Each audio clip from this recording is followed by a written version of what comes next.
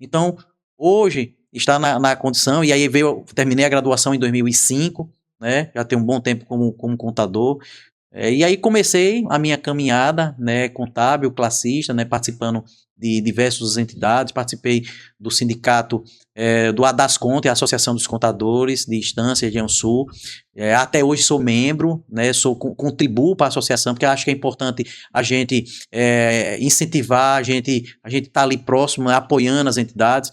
Fiz parte do SESCAP, né, foi uma experiência muito grande do Sindicato das Empresas de Serviços Contábeis, né, e a gente vai dando a nossa parcela de contribuição, né, para cada entidade dessa, e tive a oportunidade em 2013, né, ser chamado pelo nosso ex-presidente do Conselho Regional de Contabilidade, e ex-presidente do Conselho Federal de Contabilidade, e atual presidente da Fundação Brasileira de Contabilidade, que é o Aécio, né, Aécio Prado Dantas Júnior, que nos convidou, teve lá na nossa empresa, né, e convidou para poder participar do grupo. Até então não sabia se ia ser conselheiro, se ia ser nada. Só disse que ia ter as eleições e que soube falar que eu era uma pessoa muito boa, tal, e gostaria de convidar para poder participar do grupo. Até então eu, tudo bem, sem problema nenhum.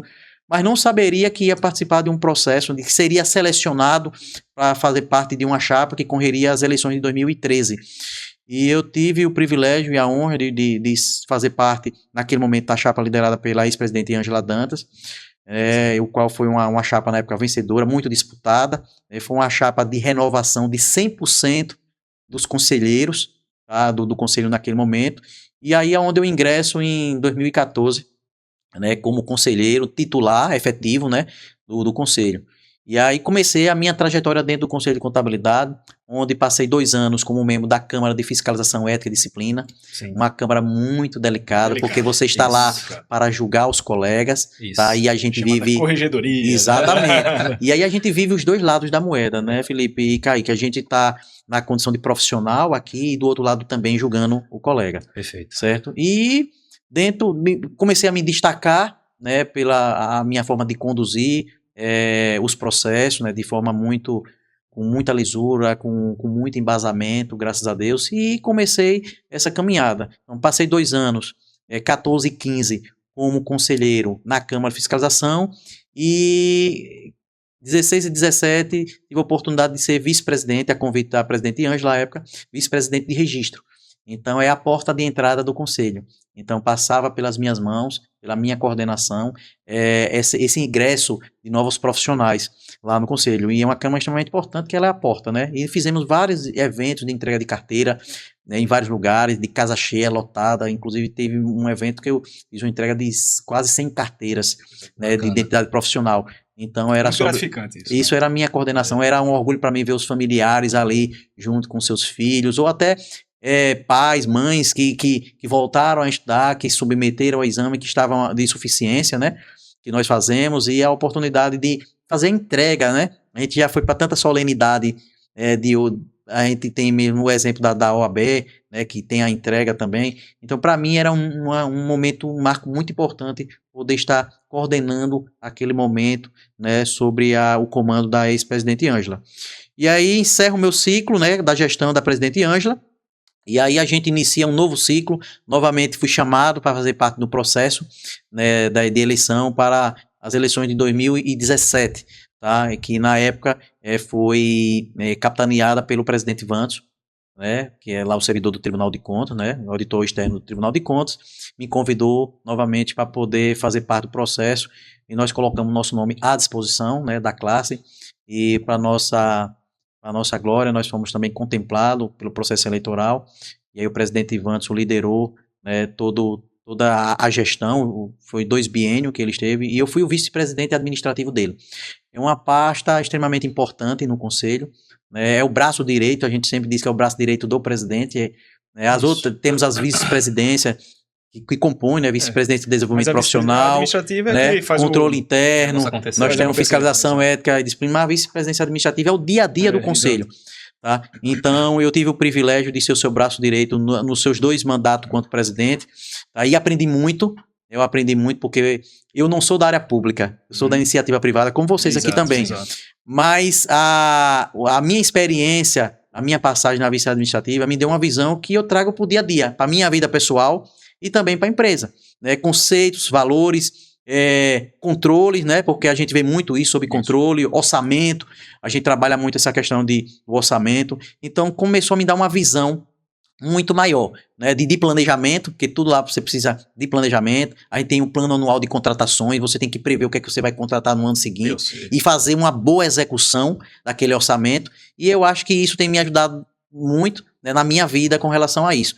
Então, a gente trabalhou uma dupla muito boa, a gente se entendia no olhar.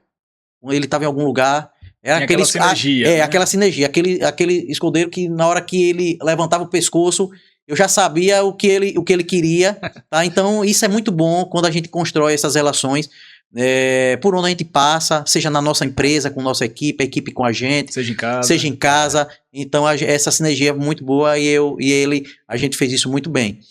Então cumprimos nosso mandato, né, até 2022. E aí, mais uma vez, inicia um novo processo de eleição. Eu achando que ia concluir o meu ciclo, já foi, né? Sou convidado novamente a participar do processo eleitoral, dessa vez encabeçada pela nossa amiga, eterna presidente Maria Salete Barreto Leite, né, que é uma pessoa admirada. Eu sei a admiração que vocês têm por ela aqui, né, o avô de vocês, seu Paris, né, tem um carinho muito especial por ela, a gente sente isso e é recíproco dela. E ela...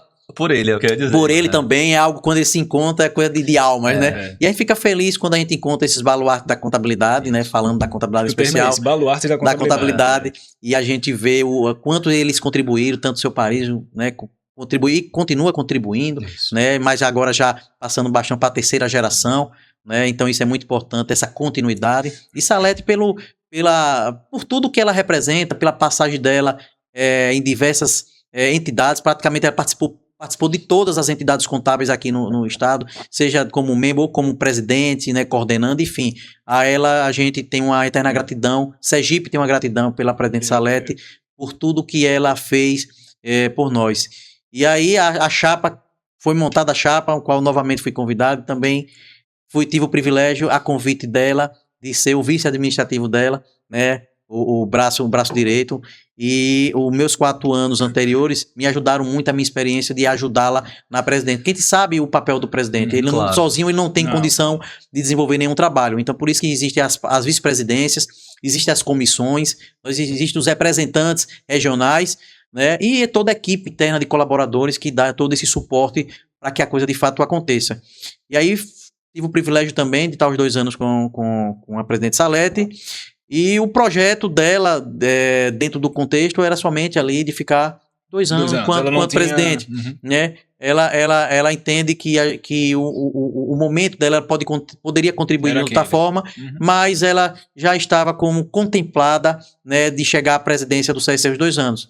E aí foi quando me veio o convite para eu ser o presidente. A princípio me deu aquele frio na barriga, porém, eu me preparei. De alguma forma, eu me preparei. Era o que eu ia comentar. Você vem desde 2013 passando por todos os setores, principalmente os mais estratégicos e mais delicados. Isso eu não conhecia esse histórico seu. É uma importância muito grande, porque é diferente de quando você começa já em uma gestão sem saber como funciona a operação. Exatamente, né? Felipe. E eu me preparei sem saber que um dia eu poderia ser presidente. Se eu disser para você e para Kaique aqui, para todos que nos acompanham, se eu fiz essa preparação pensando em ser presidente, sou muito sincero e honesto dizer para vocês, com toda a humildade do mundo, não estava me credenciando a ser presidente.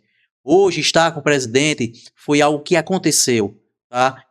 Os colegas entenderam, né, que eu estava preparado para assumir a presidência do conselho. Então, eu passei por todas essas etapas que eu relatei aqui, né, essa passagem desde 2013 a estar hoje, né, como presidente. Não foi nada por acaso, não foi algo que eu caiu de paraquedas, que eu impus ser presidente, não. Eu deixei as coisas, exatamente, as peças se encaixando, as coisas irem acontecendo, ao ponto dos meus colegas entenderem o seguinte: o melhor nome para conduzir o destino do conselho é Jonas. Agora me deixe fazer uma observação. Você veja como fica claro a repetição do padrão na sua vida de crescimento.